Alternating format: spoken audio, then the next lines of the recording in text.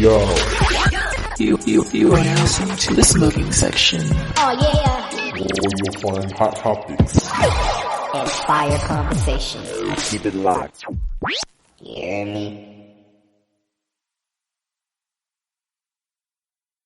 For sure. So, y'all, watching at home, we are having a little bit of audio with my man, but we're about to have King Dwarf come on to the show. My man Armando, Prescott. This dude is funny as fuck. He needs to be a comedian. I'm telling you, like professionally, going around and traveling. So I'm super excited. We're going to figure out this audio that we got going on.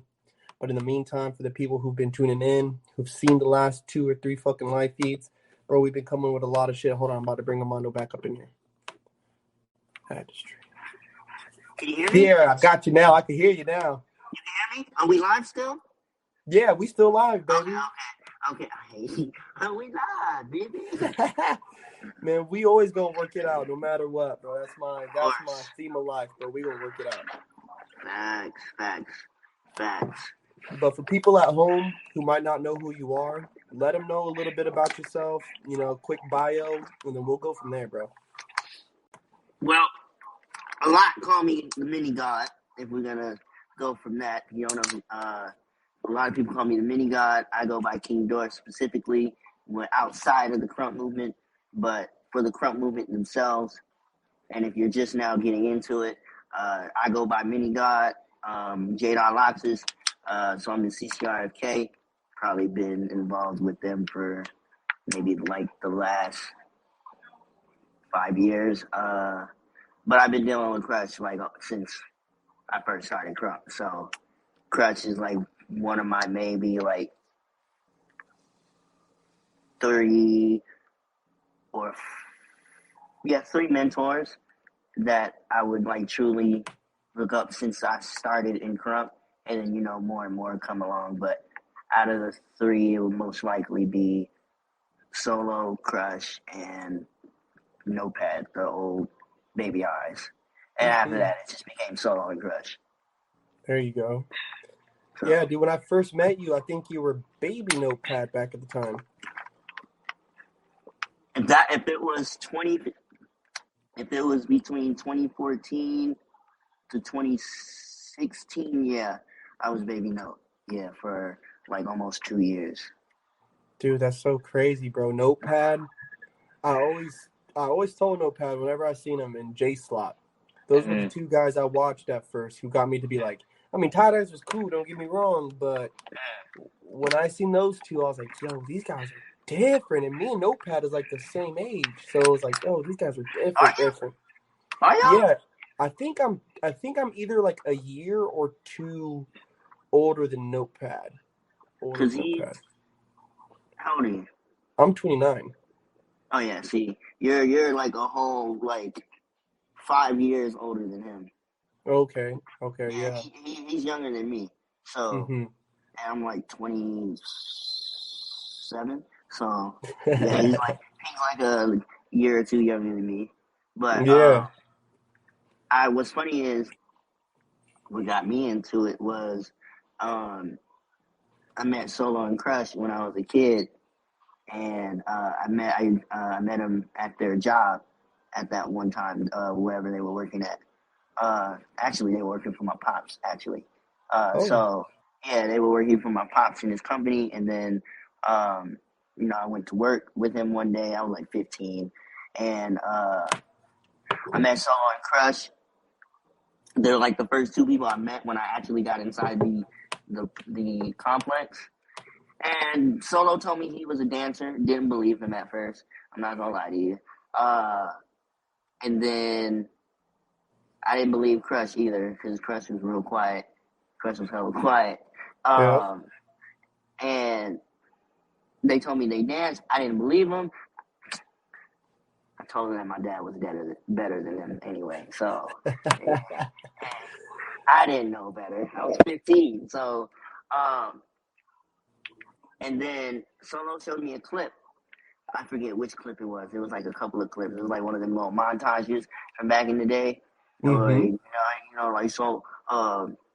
Highlights from like Solo's career, or Crush's career, or whatnot. But Solo showed me a pic or a video of a session, and then I was intrigued to a degree, and then they invited me to the realm in that summer, and then that was the realm where Solo was supposed to battle Rap, and Crush was supposed to battle Hitman. And if anybody knows or seen the footage of Crush versus Hitman in the parking lot at the vault or at the skate park, that was that same day. I didn't know that. So I didn't know that myself. So that day when Crush battled Hitman was that same realm day. And I was there. That was my first live experience in Krump. And then after that, it just took off. So after that, it just took off. So I hanging out with him more. Solo came to my house for dinner, gave me like a private like dance Krump lesson, showed me my basics, and then invited me to wherever they were labbing at the time. And we were all labbing. I learned from mainly Solo at first, and then Crush would chime in, and then Crush started doing it more, and now I just get trained by Crush. So There you go. it is what it is. Yeah, that's super crazy because Solo was my first lesson in Krump ever.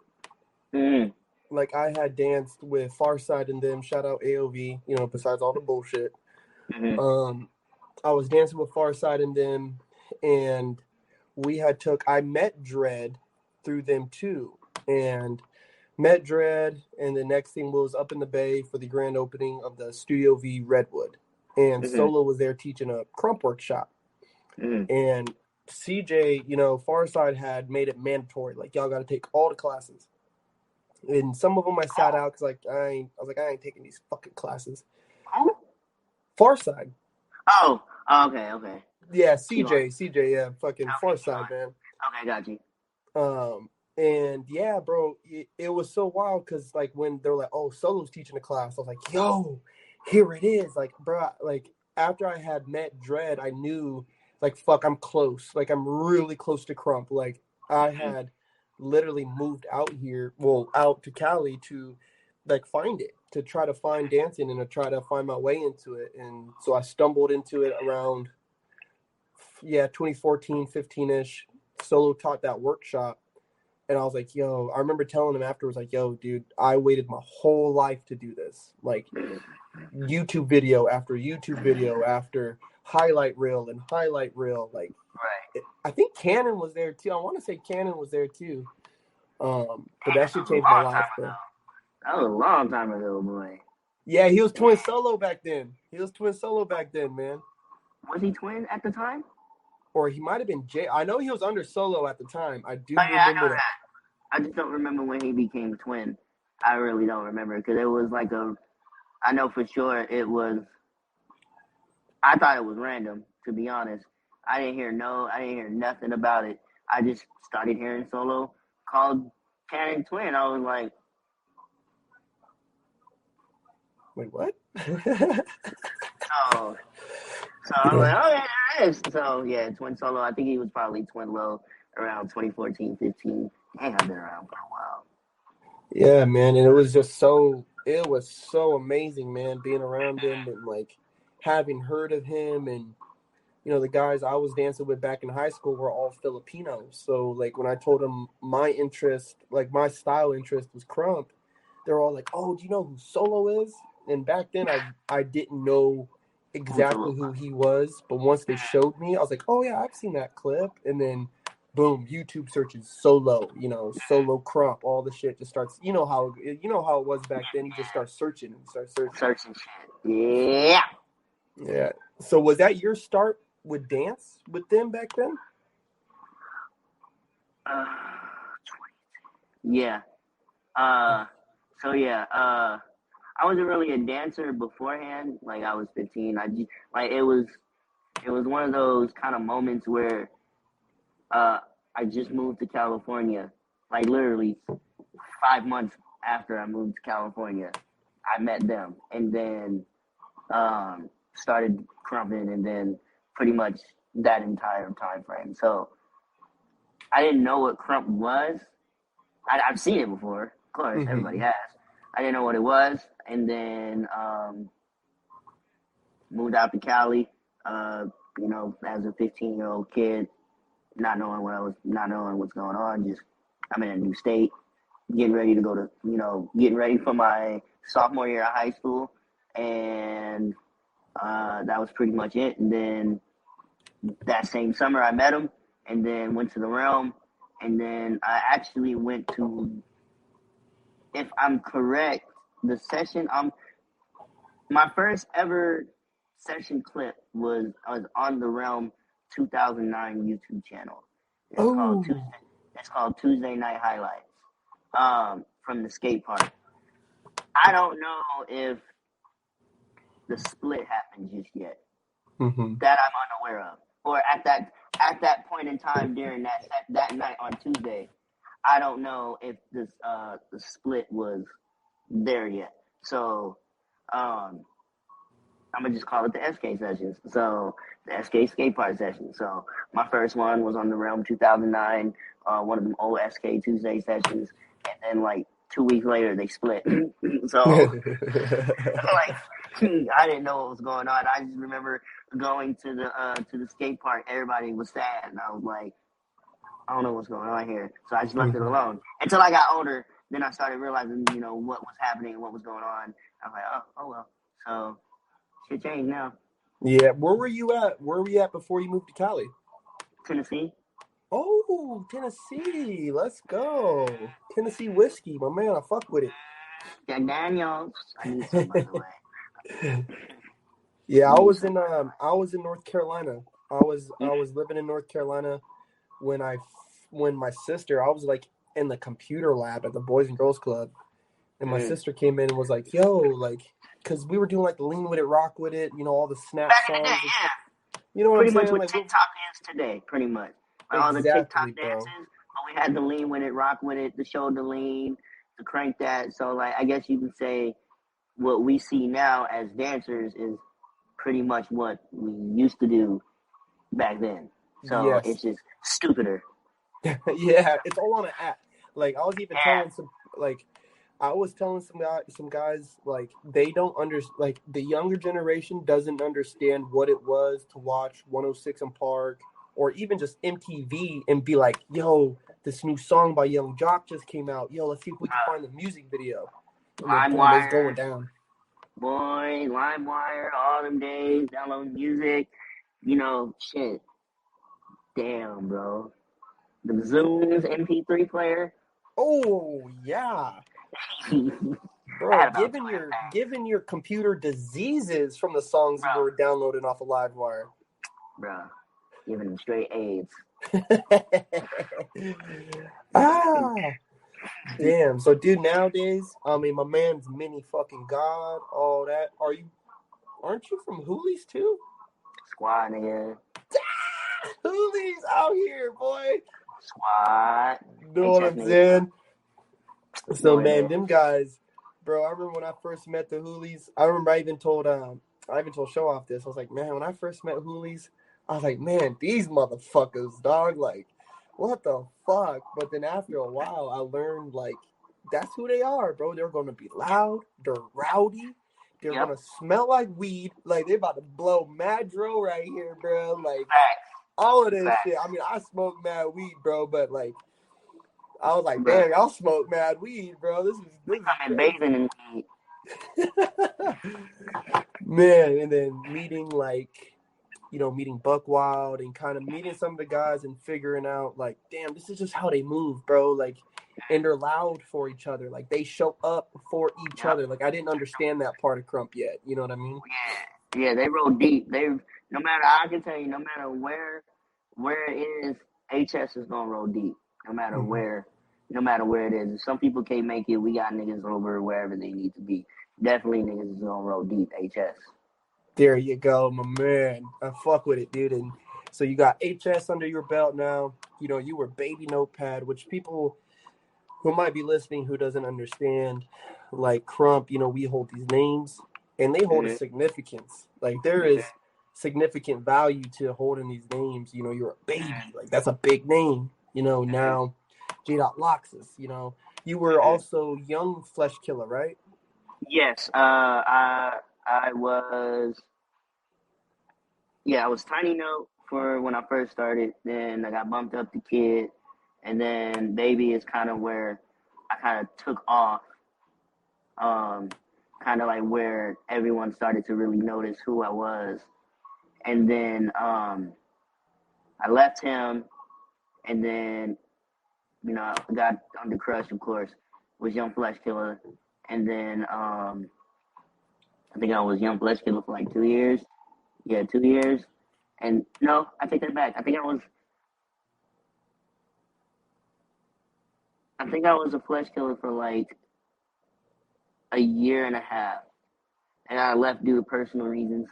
And then those reasons were kind of stupid on. I wouldn't say stupid because it's genuine how I felt at that point in time. But just looking back at it now, like I could have, grown me would have been like, bro, there's really nothing to really worry about anymore. Like that had nothing. You could have did it yourself. So came back. Was like, Chris, I want to come back. He's like, what you want to come back? I'm like, bro, like, what you talking about? Like, stupid. Like, you dumb. Like, I want to come back. So, we chopped it up. He was like, you want to be J Dot? I was like, J Dot Laxus? I was like, yeah. Shit, all right. Fuck it. Let's do it. So he was like, hey, man, that's a high name. You got to work. I was like, you know me, bro. There you go. Yeah, I think I obviously seen you at the most session. I knew who you were, all this stuff. But I think I first really saw you, bro. It was Buckster. The Buckster. You battled Bullethead. Yeah, that's where I think that night is kind of where people now see who this is. So I think that's where my stamp kind of came from in this movement was that specific night. And I killed that nigga, okay? You did. I don't give a fuck what nobody saying, man. Whoever said Bullethead won can see me, nigga. Dude, even Ches was like, stop bullying this man. Stop bullying him. And I was even thinking, I'm like, Chaz, you see me, nigga. I'm like, Chaz, you see me. Stop playing. I've been telling Chaz that all the time when I dance. Chaz, you see me, bro. Stop. You know what's up. Killing it, dude. And like, yeah, let's Armando. I'll be like, okay. Man, dude, that shit had me tripping, bro. And I was like, damn, this man's really really out here, bro. Like, I don't know. I feel like I'm a real student. That's all I can really say when it comes to Krump. Like, anybody can do this dance, of course. But coming in like for my sake, somebody like me coming in who's like short as hell, like who's a dwarf for a little person, and you find something that you enjoy doing, and you're like, how the fuck am I gonna do this? So, I got taught the lessons, and then, when you first start, you're a buckhead immediately. You're like, once you get that first maybe couple sessions out the way, and you just want to keep learning. You want to keep learning some more, and I was just grateful enough to be able to learn it hands-on, one-on-one with the legends. So it's kind of like having, I guess you could say, a head start. But at the same time, everybody starts off, motherfucking raw. So, for you, you're in North Carolina, or you came out here to learn to dance, but you're not there frequently. So you have to learn differently. So as for me, it's kind of grateful that for my sake, I was able to learn from the GOATs and then be able to turn that into a way, how am I going to be able to do it like them? So, and I just take whatever, criticism I have. There's certain people I take criticism for. I don't take criticism from really anybody, that's kind of, below me, no pun intended. But, and not to sound hella shallow or cocky or nothing, because it's a whole different character when I'm in the circle and when I'm outside the circle. Because when I'm in the circle, I can call you all types of names. I can tell you suck, you trash, nigga, do that one more. That's boo-boo. Like, what are you doing? Like, I don't sit there and just look at you. I don't care because you're not impressing me. But after, and it is what it is, I'm like, hey, bro, you want to go smoke? Mm-hmm. Plain and simple. So, when oh shit, I lost my train of thought now. Fuck, where were we? I lost my train of thought. Well, we was talking about, when we first start, bro, we're buckheads. We're out here and we're doing it. Okay. So yeah, when you first start, you become a real buckhead, and you want to learn a lot. So, and I think I was always a competitive person, growing up because of I'm my size. Everybody I guess underestimates, so I have to work at least for me 2 times harder than most. So when it came to Krump, it was something that at first it was like, can I be involved in this sort of particular movement? And as I got as I was able to get to the sessions and ease my way in there, now I was starting to find myself within just that session group, of course. And then over time, like, hey, you want to go battle? Okay, now it's time to go battle. Now it's a completely different atmosphere from just sessioning with your bros. Now you're out battling. So I took the initiative to go battle. And like, nigga, I don't give a fuck, nigga, what's up? Like, let's get it. I don't care who you are. Like, it's always been like that since day one. And then over time, you just like, fuck it. I'm not no buckhead no more. I love to dance, but I'm no buckhead no more. It's too draining to be a buckhead all day. Like, I can't do it. And some people, I applaud them for being a buckhead. Krump is something that you love to do and you want to pursue it, do it. And now is the perfect time to really do it, though. Now is the perfect time if you really want to take Krump to a whole new level. Now is the time, because Krump is involved in all styles now more than it's ever been. And all styles people are coming into Krump. So it's like Krump is becoming, I know it has been, of course, but it's getting out there to the point where it's mainstream now. Yeah, it's made fun of course, in every fucking thing. That's because people don't understand. But if you're looking at it through the dance culture, it's getting in there. It's starting to get in there. And right now, it's the perfect time. If you a real buckhead, if you really do this, I encourage to go to all styles event. Test your might against other styles if you feel like you're good at what you do now. Mm-hmm. All right, you're good at Krump. Can you compete with other styles now? Can you make your Krump plausible to the crowd? Now, screw the other dancers. They see dance regardless. Like, coming in Krump, I look at dance now. So I look at dance not now. I look at dance way differently. At Krump, it was just Krump. Like, that's all I knew. And then once I started weaning my way into the All Styles tournament, now I'm starting to see what other dance styles is like. I'm starting to break down a lot of dance styles. I could kind of tell what's trash and what's not, even if I'm not involved in that style, because a lot of dancers can't really see what's trash and what's tight, no matter what style it is. It's just, you can't do it. So of course that other person knows way more than you do in the style, and what they may seem tight is actually what's tight. So it's like a pull and grab situation.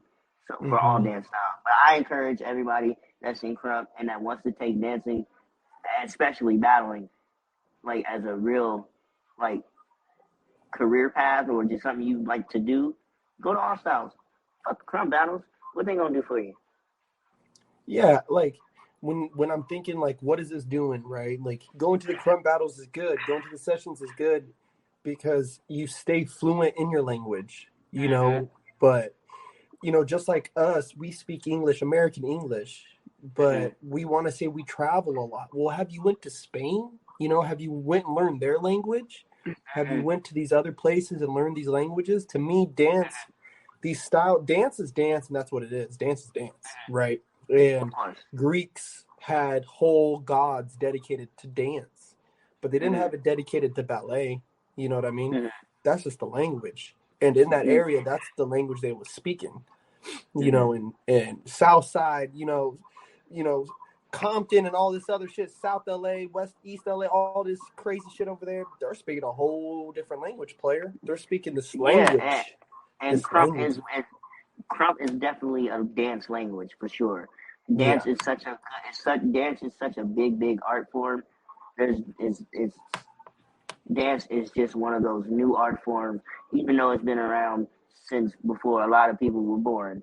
But dance is such a like a wonderful art form now that, like you said, it is a language. It really is, because B-boys got their own language. You know, Jookers got their own language. Because if you really like look at a battle, I'm pretty sure you can hear somebody say, "Talk your shit, nigga." That's language. That's like, their language. I see what you're doing. Like I saw that. You keep going. It don't matter what dance it is. Like, okay, nigga, I see it. I'm a whole crumper, and I'm looking at like Jookers and white feet, and I'm like, yeah. Yeah, this one, damn, that was tight. Yep. Like, you know something tight when you can't say nothing. I don't even scream. I just be like, Yeah. And then I look at the camera like, yeah. You saw that. I saw that. We all saw that right now. That was killer. What would you say had to be your favorite moment so far in Krump, or your favorite experience you've had in Krump so far?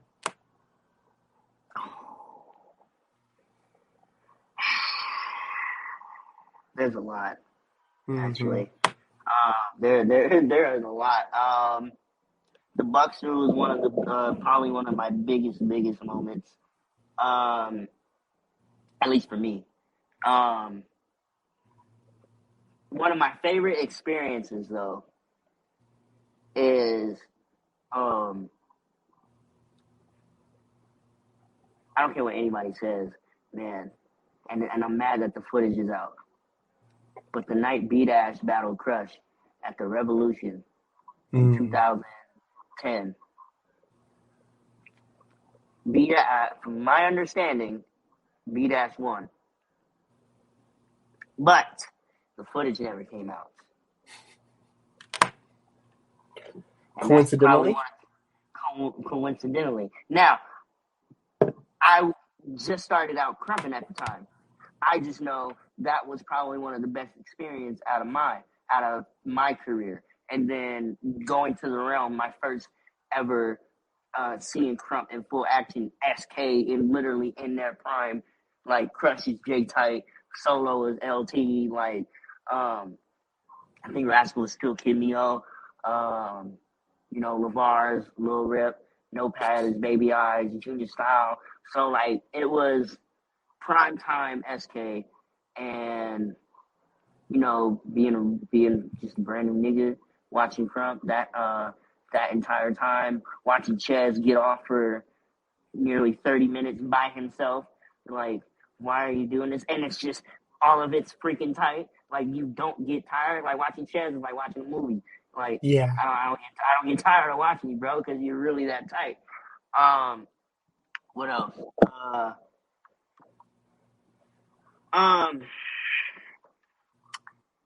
think one of the greatest moments was when Crush battled Miho and Chez at the Mad Rock of 2017.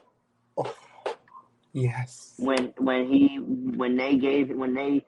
that Prince of Krump name was officially crowned on Crush, that entire night, Crush proved, at least to me, that this nigga's dope.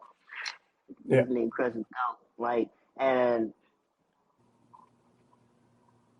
hey, that night, all three of them niggas was bugged.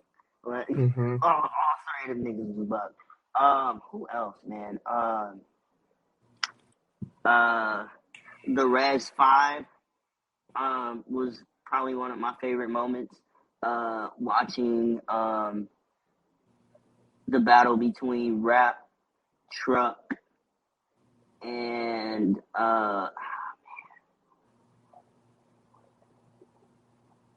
Antics, wasn't it? was it Antics? I want to say it was Antics. Because I'm trying to remember, because I don't know if I was there or I was like, if I was physically there, because I know I was there that weekend.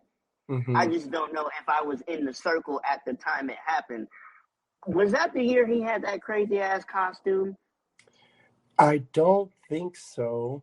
I want to say it was Rap and Truck was going by Knockout Kid.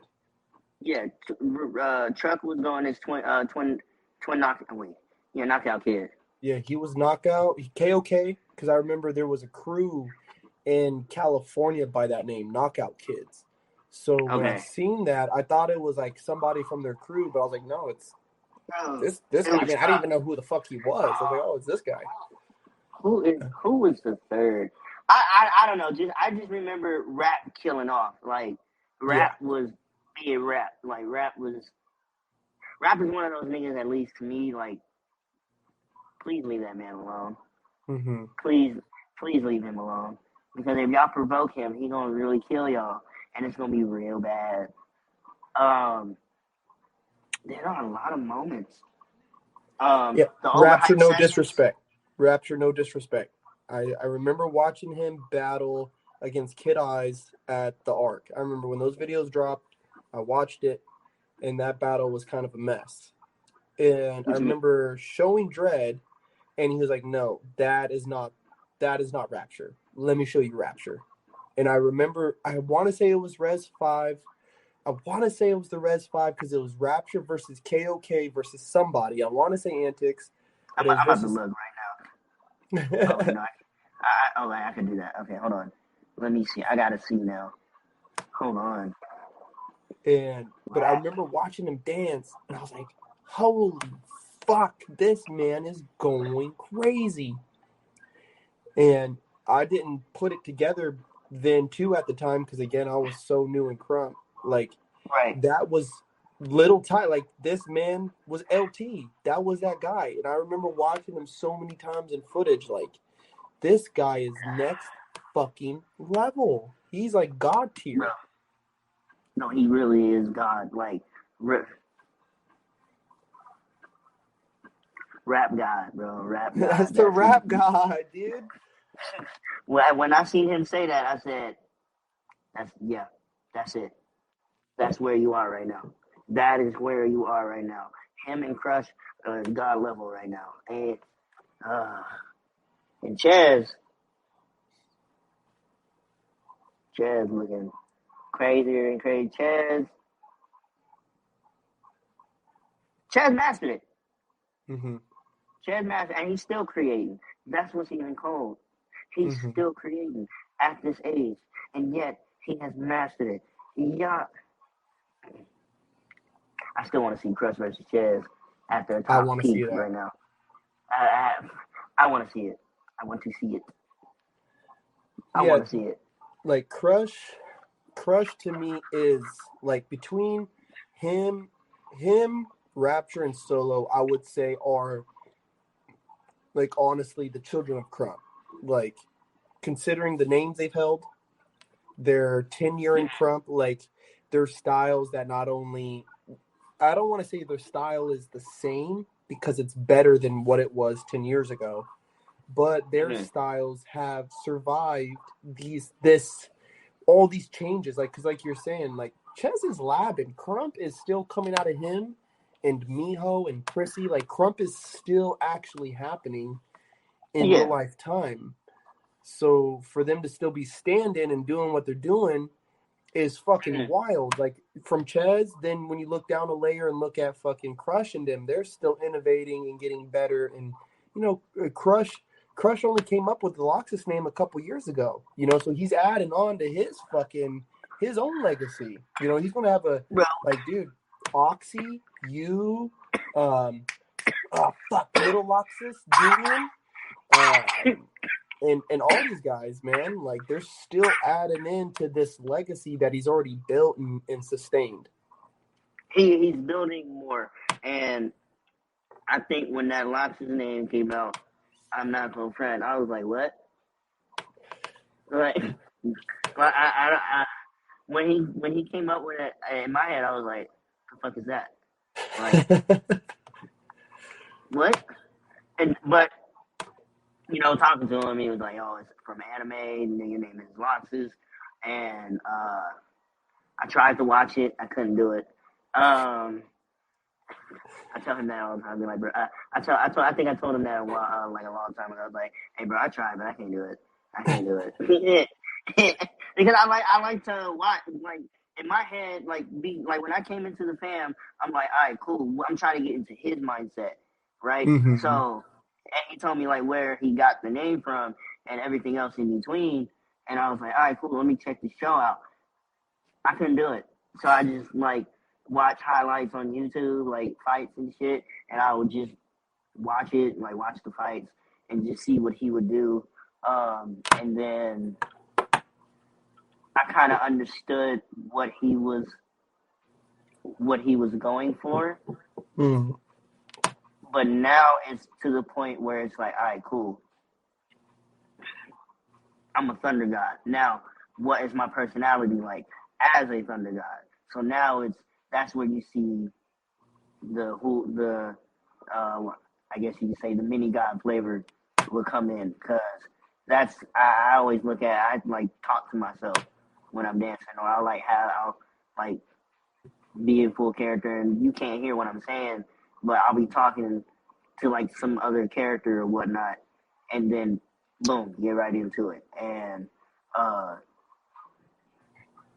I'm calm and cool and collected, but I'm very like, what's up, nigga? Like, y'all niggas can't fuck with me. Yeah. Like, y'all see this? Like, y'all see me? Like, dude. And then the more and more, like, do y'all see me? That's when the get off comes in, and then that's when, and I don't know what happens after that. So, once I get to that point, I don't know what's gonna happen. So, you better pray, cause Yeah. I'm gonna do something crazy.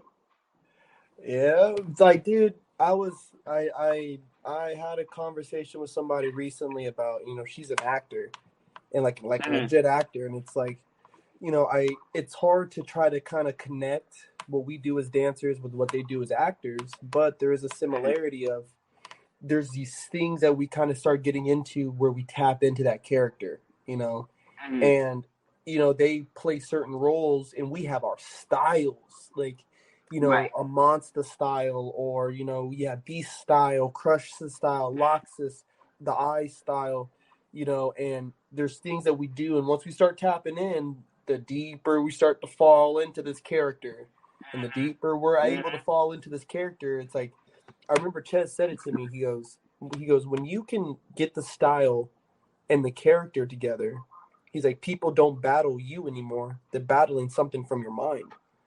I was like, oh my God, dude, like that is like Matrix shit, bro. Like, what the fuck? So it's tight. It's tight to see you guys get there, man. It's tight. Yeah, and it took me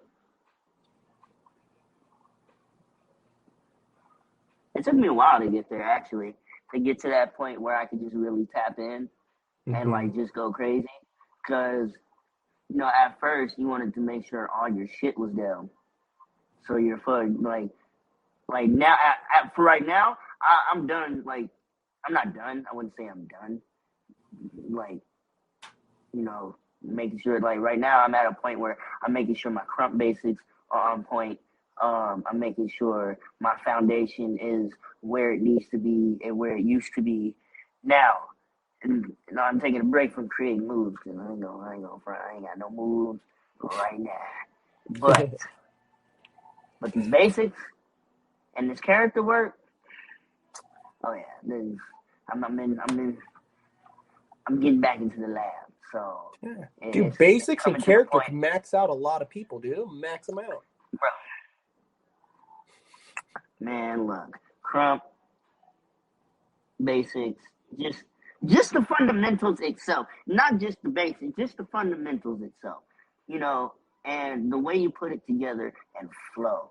Your flow gotta be on point. Like, You gotta be hitting shit back to back to back to back to back. No pause, no breaks. All gas, no breaks. Once you get there, stay in there. And don't leave until you make your point. So I always tell people, get in, make your point, get out. Yes. Because So I hate people dancing. Go ahead. Now, so who's some of your favorite Krumpers to watch right now? Like, whether they're Right now? Olgin, whatever. Right, okay. You put me on the spot. So, all right.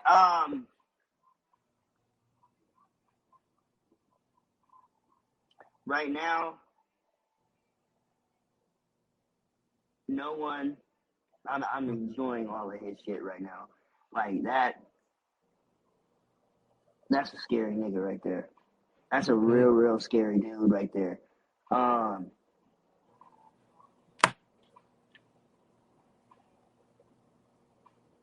Fuck.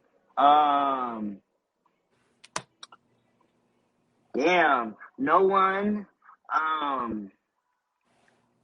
Bad Guy 5. I love watching him. I love watching Bad Guy 5. Who else? Miho. I mean, like Miho, Chaz, Crush, Solo, like besides them niggas, like shit, LeVar, little Twin Style Rip, Style God, Strikers. Who else? Oh, I love watching Raw Claw. I love watching that nigga dance. That nigga, Raw Claw is dope. Twin Project, Evil Ryu. I definitely enjoy watching that nigga. The reason why I think it's because I've been watching him since he had Kool-Aid lips. No. Since the little nigga had Kool-Aid lips. Every session he was at, Kool-Aid lips. I don't know what it was. The whole ring? And he was my height, so I had to look at it. Man. Yeah, that's dude. my nigga, man. That Twin Project, my nigga, and yeah, he's one of my favorites to watch. Same with Rug Boy.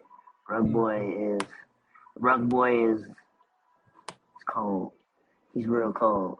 Real cold. Buckster 2, he beat, like, I remember my ex-girlfriend, my son's mom, was pregnant at the time at Buckster 2. I had to battle him, and he beat me up. And I remember afterwards, I looked at her. She's like, "Baby, you did so good." And I remember I looked up. I was like, "I just got beat up by a fucking teenager. Like, what are you talking about? Like, let's keep it a band." Rug Boy.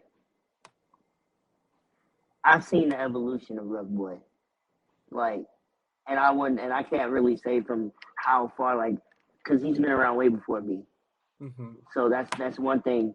Like, he's been around way before me. So yeah, he's been that way. But from when I came in, he was still a child, like a fresh child. So I'm watching him dance, and this nigga killing. And you know, as he got older, he was getting crazier. Then he left.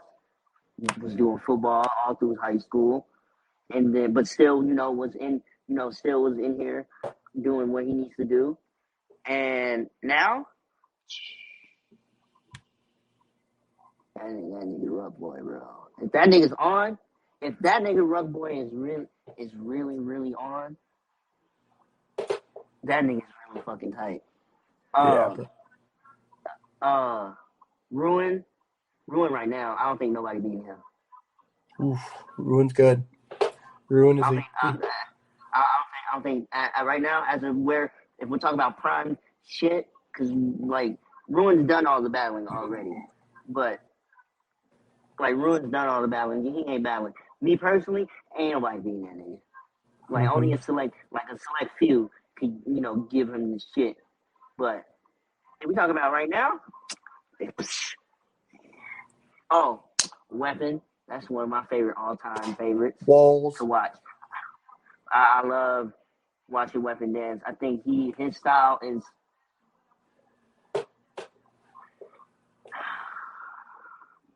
Weapon style is so it's so different compared to everybody else's.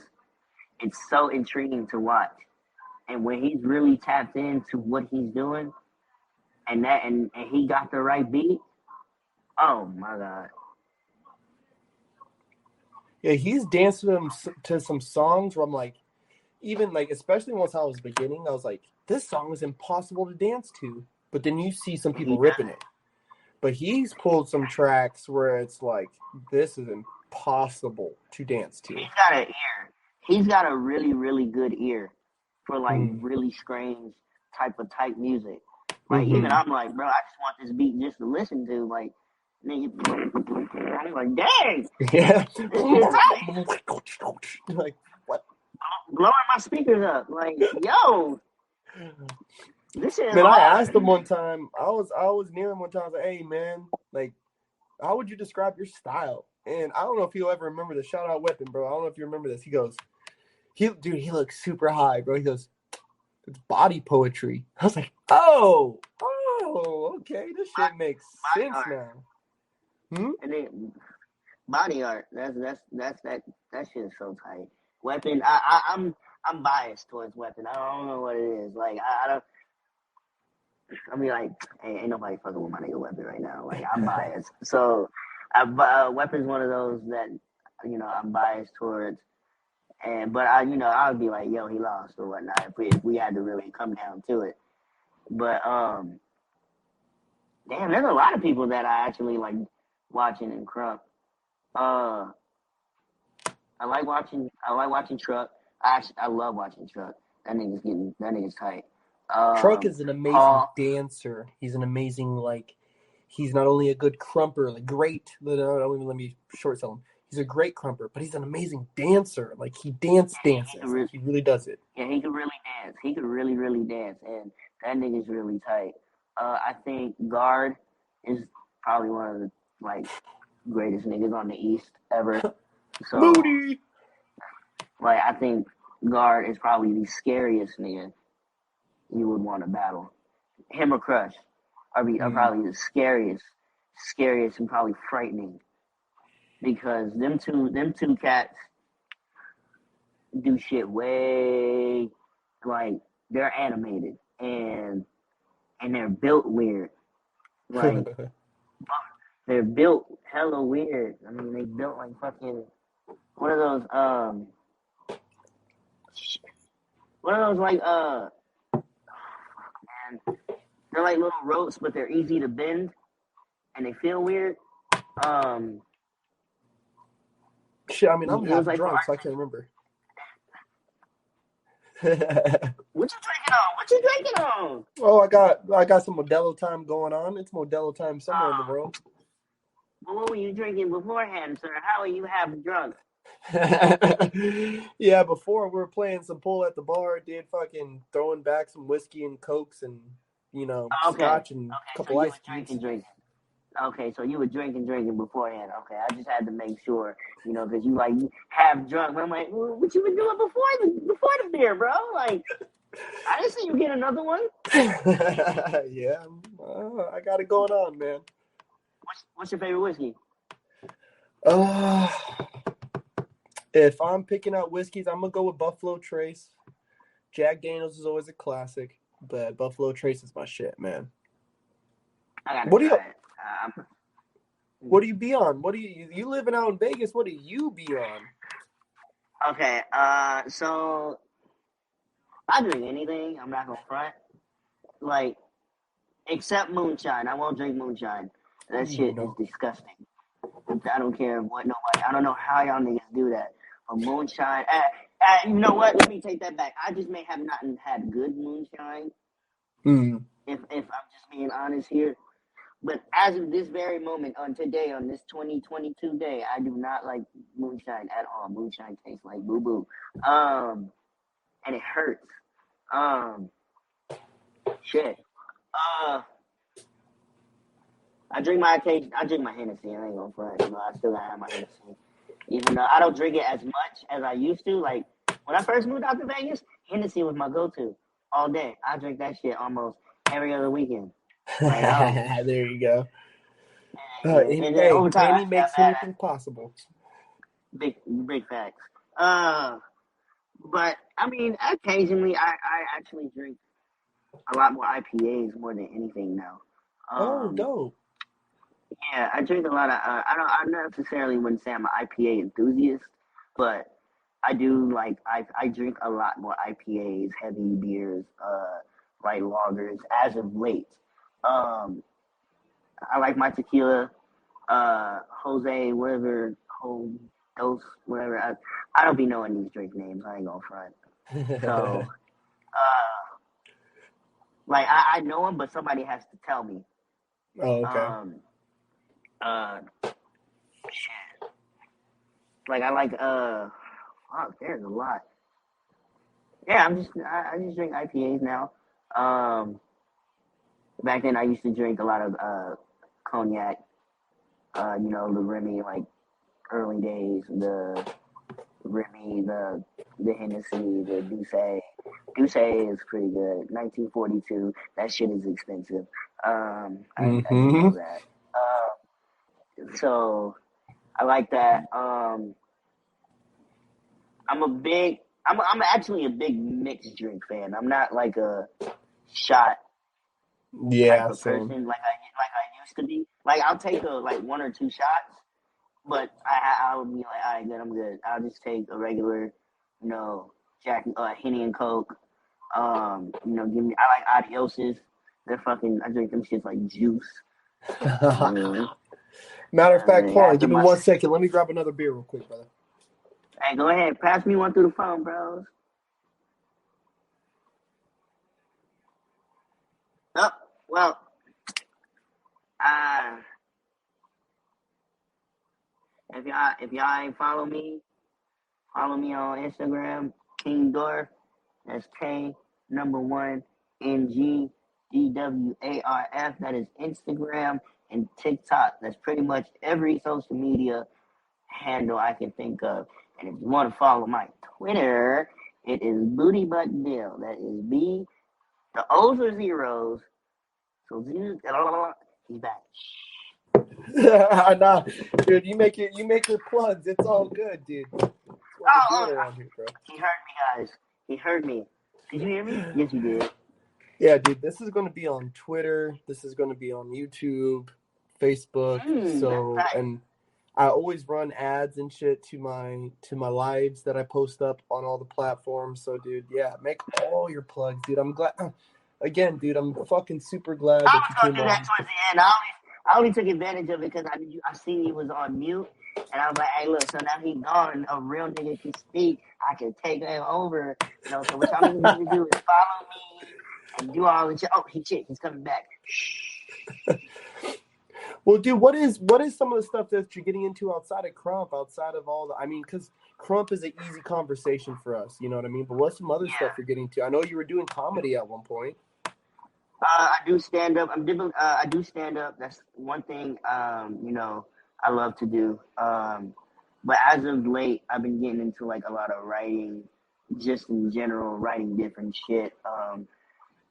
Especially for like YouTube, like writing actual videos, scripts and shit. Like, cause I have so many ideas, like now, and I think it's because now I like even though it's not a lot, but I like the art of filming and like having a full video made and creating like you can do so much within such a little space. Um, so I just like writing. I've been getting into writing screenplays. Uh, writing series is down. Like right now, I'm working on a series. Uh, it's called Survival of the Smallest, which is fucking Yeah. hilarious. And it's on YouTube if you haven't seen it. I know I've only done one episode right now, but I want it to be like really well developed. So I take a lot of pride into releasing this project. That first one was, let's toss it out. I literally made that in like 2 hours, or like I filmed it for like 2 hours, sent it off to my buddy who edited it for me, and he sent me the video, and I was like, this is hilarious, this is guts, and posted it. And after watching it, I'm like, I could really do something with this. Like I could really expand it into something really clever and really thoughtful. and yet in a way where it will make people laugh. And I play all the characters right now. So, like everybody else does in this world, they play every character. So, but I think it's gonna be tight. It's gonna be on my YouTube. Definitely subscribe if you haven't. I know a lot of you probably have not. So I only have like 18 people. So yeah, none of you guys subscribed. So if you I need to make sure I subscribe, subscribe. I need to make sure I do. yeah, you subscribe, sir. And I'll subscribe to you. I think I am subscribed to you. I don't know. I'll look at it in a second. Yeah. We'll exchange it. We'll make sure. Of course. But yeah, go ahead and subscribe on YouTube. It's going to be King Dwarf, just like my Instagram handle, like I told you earlier. K1NGDWARF. You'll see my little picture and me in a little pair of giving hands, which is fucking guts. So catch me on there on YouTube. I take pride in my videos. So I don't like people like gotta be consistent. I know, but I like to be mindful with my creativity. Like I like to make sure everything is correct. I go back and forth with my with my editor because he kind of helps create helped create the series that we want to do too. It's my friend Spectre. He runs a gaming channel, which is awesome. Permafried Gaming on YouTube, on Facebook, on Twitter, pretty much everything. Permafried Gaming. They're dope. He does my editing, so they do my editing, and then we decided to come together as a conglomerate, and then work on other talents so we can help and invest in each other as well. So that's dope. Stand-up comedy, same thing. I'm getting into the Vegas scene, so I'm just I'm treating it like Krump. Like you go in and I know I've been doing it for like forever, but once you haven't done it so long, I was like, what, let me just walk my way in here and get into the scene and talk to everybody, and go on stage, open mic, for a couple, and then continue going forward, get into the scene, and then slowly step away from everything else, because that's a good career path. And I think for myself, being who I am and how I talk and how I explain shit on like a run-on sentence, I think I am a funny ass individual. So, and I've done a lot for myself. So I like to tell people and hopefully educate them in a way where it's like, you know what? Yeah, I'm short. Okay. So what? Yeah. Dude, it's dude, it's funny because I remember how you were saying, like, you said something earlier, like people being beneath you, right? You're like, no pun intended. But I remember you posted a picture of you standing under somebody holding a fucking crushed soda bottle, and you're like, I'm under crush now. Hey, so let me tell you a little bit of backstory on that one. That was a good picture. So that shit was hilarious, dude.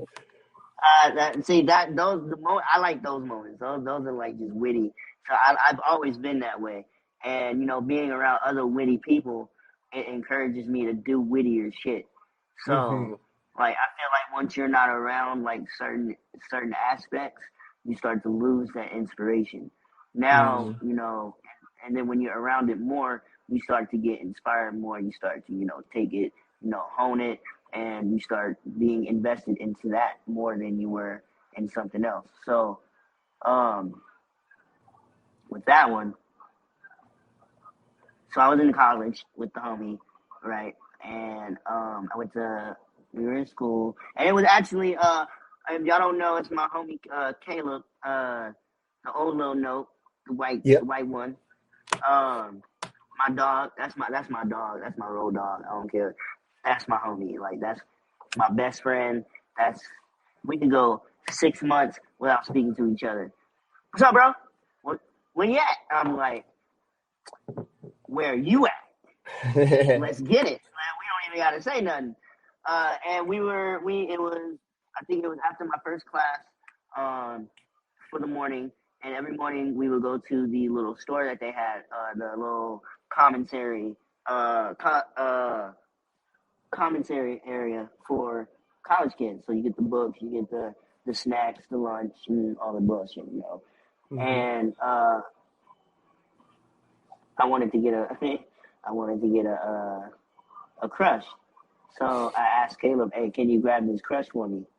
And he's like, "Yeah." And the crush was like up high, so I couldn't reach it, of course. So I asked him to grab it, and he goes, "Hey, bro, if I'm holding the crush up here, you're literally under crush." I said, "That shit is guts. Take a picture."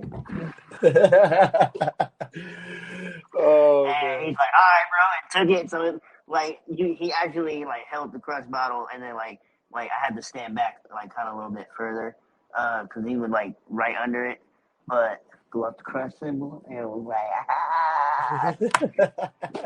So that's my dog. So I like creating memories like those. I like being witty like those.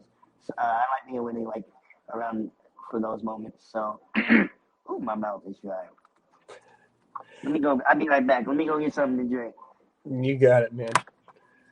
Yeah. Oh, y'all gonna hear me. I ain't turning this mic up. Y'all ain't muting me. Y'all gonna hear me scream. Mm. Oh, Modelo time. Oh, I wish I had a beer. Yeah, man. Being out here. Well, you know, I'm from. I originally lived in North Carolina. I moved to Cali, Right. started dancing in Cali, Mhm. and then now I'm out here in Florida right now, working and shit, and I'm going to be out here traveling for like the next year. So all I got better to do is these podcasts, fucking workout, dance, work, drink. What? So He said drink. And look at me. I'm really short. Hold on. yeah, so there's not much better else to do, man. So I've been doing a lot of dancing. Matter of fact, lately I was on the phone. I was on the phone with Beast earlier, and I was telling him, I was like, dude, I haven't danced this much. Like, I've probably danced more in the past 5-6 days than I did in the past year. So it feels good. It does kind of feel good to be getting back into some things. It's a workout, man. Shit, I just got back from the session last night. I went about maybe 5 rounds. I said after like my third, probably my first and second was probably the most tiring rounds. Because my first round, I went like 30 seconds my first round. I said, I can't do this. And I had to go again. And then I think after my third round, I was like, all right, let's get it. Like, I was hoping my muscles was getting to it. Yeah, bro, working out. I mean, Krump is a workout. Dancing is a Yeah. workout. It really is. It really is. That shit hurts. I And- mean, waking up.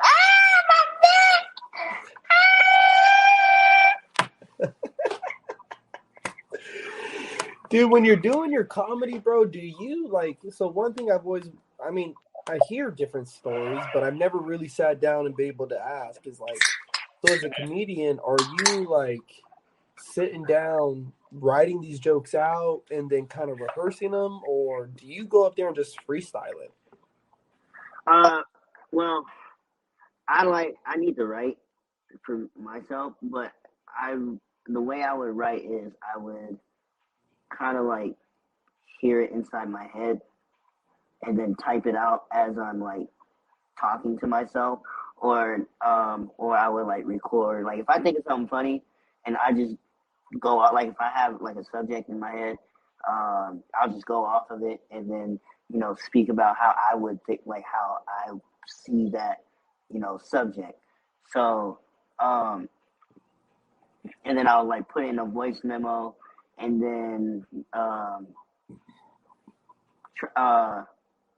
or if I had like a crazy ass experience, I'll notate it down like this, like, or like voice memo it down, or just write it down, and or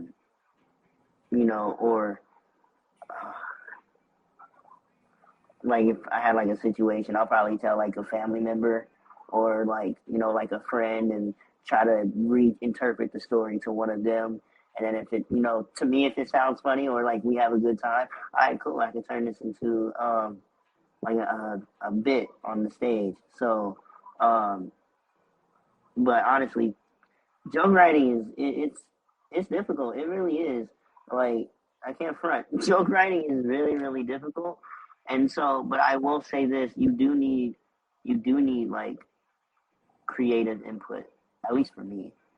So, like, I could really think of something really hilarious or like a relatable story, but I would need help putting it together. So, like, would this sound funny? Does this sound good? Like, what word can I replace in the same meaning? Or how should I say this? Or this should be placed where?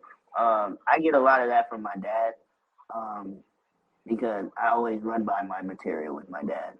And he's like, you should say it like this. And I'll work it out, let me turn my do not disturb on. Hold on. Focus. There we go. Like, I run a lot of material from my dad. So, and lately, as I'm getting older, I've been asking him, like, what are some memories you had with me? Like, I like to actually have that conversation with my dad, as like now, as of late. Because I used to not do that, which is kind of like weird to me. And, my dad is like a really big influence on how I move and how I speak to people, how I interact with individuals. Yet I'm probably way more ignorant than he ever was, like, into certain aspects. So, and I would and we would be talking, and then, we'll have like a laughing moment. I'll notate it mentally, and then, I'll go back and speak to him again about the same subject, but doing it in a different way. And then I'll be like, would that be funny to use as a bit? You think? He's like, yeah. And then I'll be like, all right, cool. And then I'll write it down, and then, I'll come up with like a relatable scene for the viewers or for the audience to understand where I'm coming from in the story. So I kind of have to make it relatable for you guys as well, but also understand, like, it's still completely different because I'm small. So, a lot of the material comes from being small, and then, a lot of the material comes from being with the family and having them bro moments. So I'm trying to get it to where I could just, be able to write better. That's what I'm learning how to do, is write better, because the stage presence and the character work, and I could be funny definitely on stage, but I want to be able to write and have like a notebook. So that's what I've been doing lately.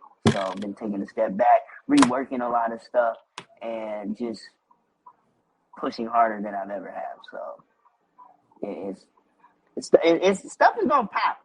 I know that stuff is gonna, a lot of shit's gonna happen.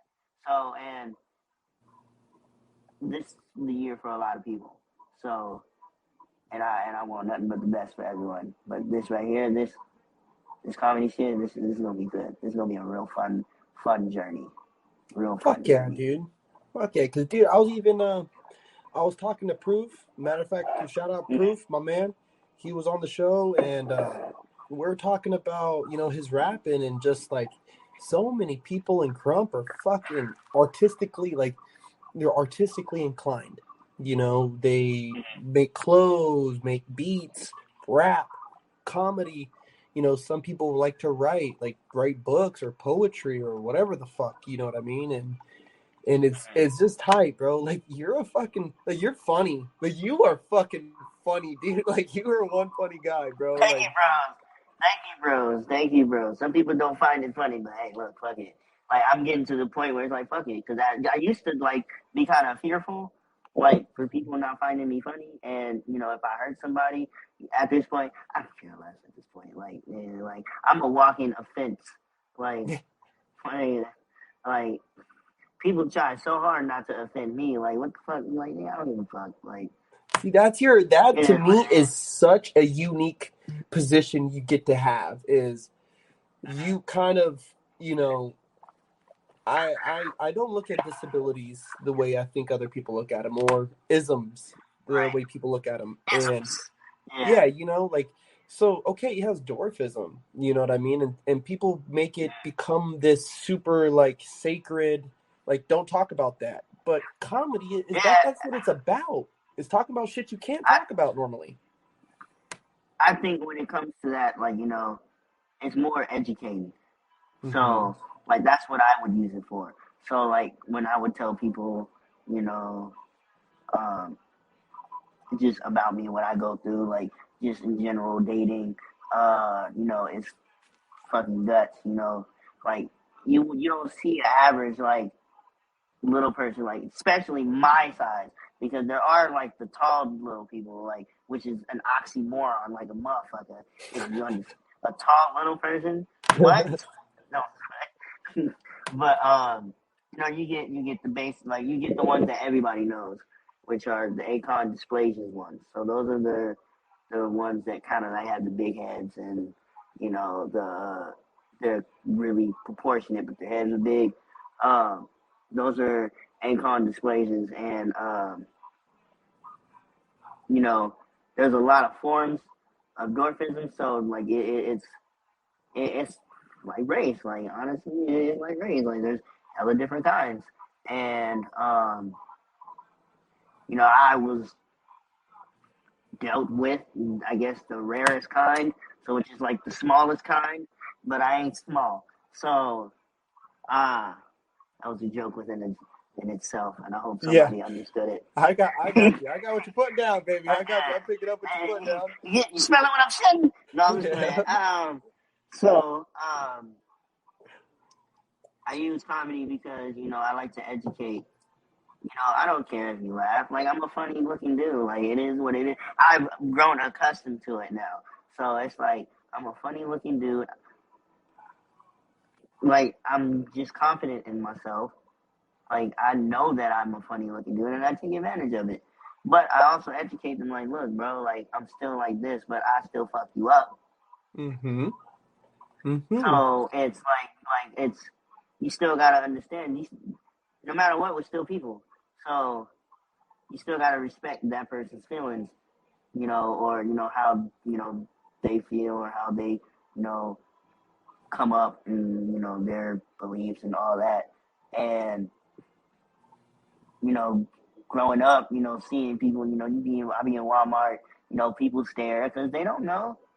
Mm-hmm. They don't see it as often, or it's funny to them because they only see it in like media form, and how they're used is it's in a funny nature. Do I laugh at it? Yes, because that shit is guts. Like it's hilarious. Like even I look past it. Like, all right, what's up? Fuck, I'm trying to think of a bunch of like little people moments. Like, I guess you could say like midget wrestling. Mm-hmm. Let me just use that as an example. So, a lot of people don't like midget wrestling. A lot of little people don't like midget wrestling. They think it's like, like people putting us in cages, like in the circus and whatnot. Degrading. Which, it's degrading. Yeah, and which is degrading. And I truly don't think so, because it's still wrestling. True. Regardless of the fact, it's still wrestling. Like, come on, let's be real here. Let's be real. When have we ever, if you watch WWE, when have you ever seen Hornswoggle pick up anybody? Nobody. Hornswoggle. Yeah, Hornswoggle was a G too, bro. But he was dope at what he does, and he was doing he was wrestling, legit wrestling, and I'm pretty sure like he knows how to do those moves or just do the wrestling moves in general, right?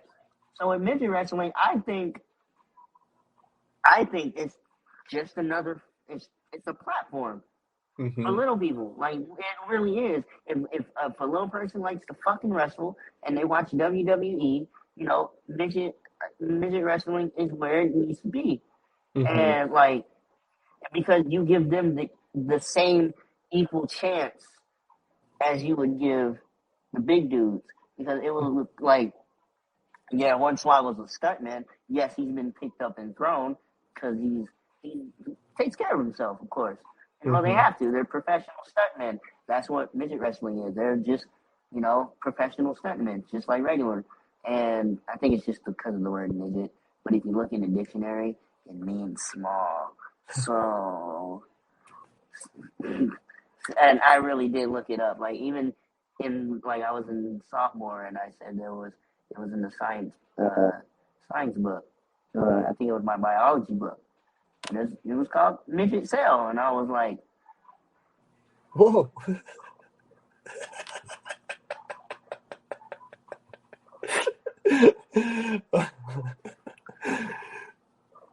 I said, is this word bad? Because I always knew it was bad, and then I really looked in the dictionary. It really does mean small, and I think it's the fact that society, which I do agree with, did take that word and go overboard with it. Mm-hmm. So they now it's categorized as, which is one of the funniest questions. To me, I think it's a funny ass question, and I get it all the time. And it's, what's the difference between midget and a little person? I'd be like, man, like my chest goes, and then you can see the sadness come out my breath, but also the laughter on how I knew this was coming. So, mm-hmm. all right, time to switch up. So, I tell them, I'd be like, bro, honestly, they're the same fucking thing. They're the same fucking thing. And I had somebody argue with me, a tall person argue with me that this is different. I said, how are you going to argue with me? Like I am. Like I am that I am. You're arguing about a subject that I currently have. Yes. What are you even talking? No, I said, what the fuck are you talking about? Well, who told you this? I didn't give a fuck who told, because that's just fucking stupid. Yeah. That hurt my brain so hard. I just be like, look, they're the fucking same. Honestly, just don't, for me, I don't really give a fuck about the word. So, I'm not gonna go out and be like, oh, look, there's a midget. Yeah. There, that's just I'm not gonna do that to somebody. But if I'm with my close friends, I'm the midget out the group. It is what it is. Because they're my close friends. Mm-hmm. They know who I am. They know what I deal with on a daily basis, and they treat me like I'm just like one of them. Mm-hmm. I got the homies. This is between I'm on podcast, so everybody's gonna see it. But this is for my strictly niggas that know me, in my circle. A lot of the homies call me midget bros. That's just who I am.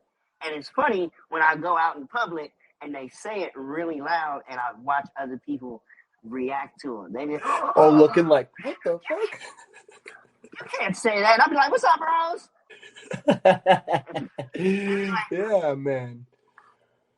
I think I had one person tell my homie he shouldn't have said that, and he's like, what the fuck? Why not? And I'm just like, Dude, that's one, bro, honestly, in 100%, when I first saw, I was like, yo, my man is getting off, and he's little. This is wild. He is fucking dancing for real. And then it hurt, yeah. But it's you seem so, and now this is just seems from what I see, you seem so comfortable with it. You've accepted, and it's not because for me, bro, I treat everybody exactly the fucking same. Rich or poor, ailment or none, doesn't matter where you fucking came from, who you are. I don't care, bro. I'm gonna treat you exactly the same as I would anybody else. So to see you kind of take even that type of mindset upon yourself, I feel like you treat everybody the same. You treat yourself the same as you would treat anybody else. And I think that that to me is fucking really powerful, because I feel like there's so many people who feel like you know, like they have something going on, whether they're deaf, dumb, or blind. Like there's something going on, and they feel some way about themselves. Like themselves, it's like, bro, you had no control. I could have been 6 foot tall, 280 pounds playing basketball as a point guard. You know what I mean? Easily. Ben Simmons status. You know, I'm not a freak of fucking nature, dude. I'm born the way that I was Right. born, and that's just what it is. It is what it is, and you And seem so comfortable, bro. It's an inspiration.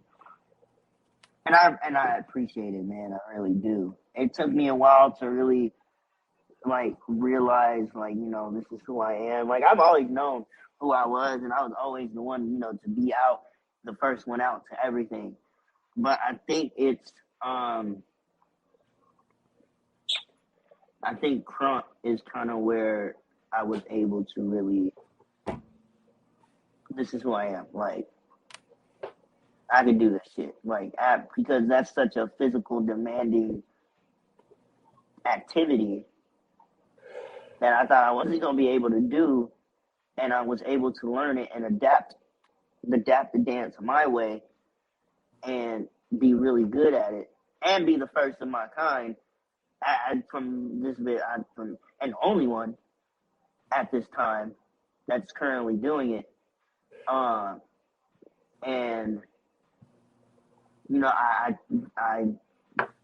Krump has helped me, evolve into even more of an outgoing person than I was, beforehand. Now, Okay. I'm not as outgoing because I'm older, because I like to be within my own circle. But like, if we do go out, what's popping? Like, what we doing? We at the club. I don't know somebody. Hey, you drinking? Boom, let's get it. Like, what's popping? Yep. Like, I'm AJ. How are you? Woo, woo, and everything else in between. But like on a day-to-day basis, now it's like, what are my homies doing? What is my brother doing? Like, what's my sister doing?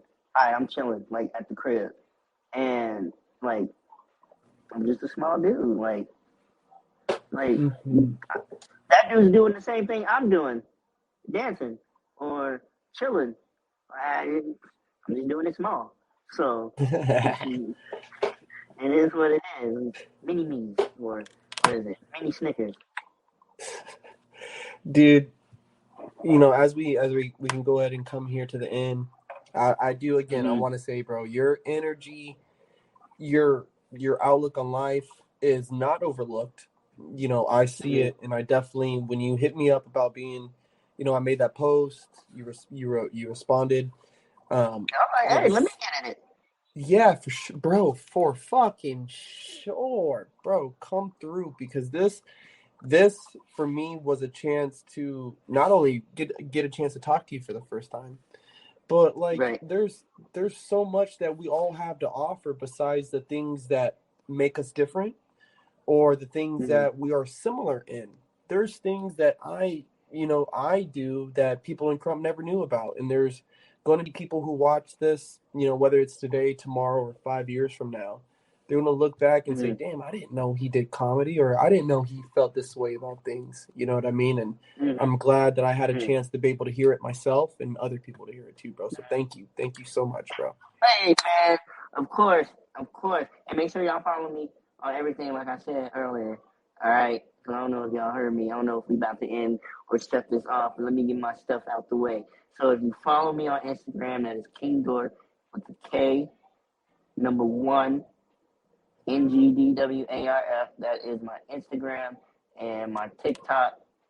It was my Twitter until I got suspended. So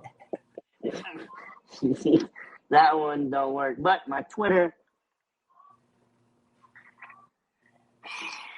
get ready for my Twitter, guys. So it is Booty Butt Bill, at Booty Butt Bill. That is the Twitter handle, okay? But the O's in booty is 0. So it's B00TYBUTTBILL. And you'll definitely find me. Booty Butt Bill, my main man. Well, Yes. on that, brother, I want to say thank you, man. And we'll go ahead and sign out of here.